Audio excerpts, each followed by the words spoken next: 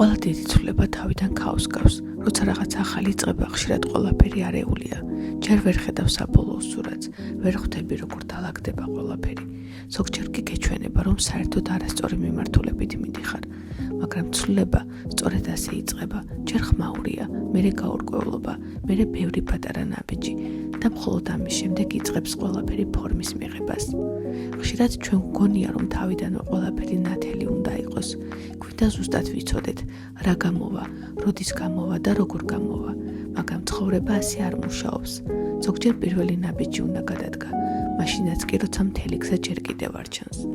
ყველაზე საინტერესო ის არის, რომ როცა ქაოსის შუა გულში ხარ, ვერ ამჩნევ რამდენად იზრდები. გგონია, რომ უბრალოდ ყოველდღიურ საქმეებს აკეთებ, მაგრამ სინამდვილეში სწორედ იმ დღეებში ყალიბდება შენი გამოცდილება, ხასიათი და თავდაჯერებულობა.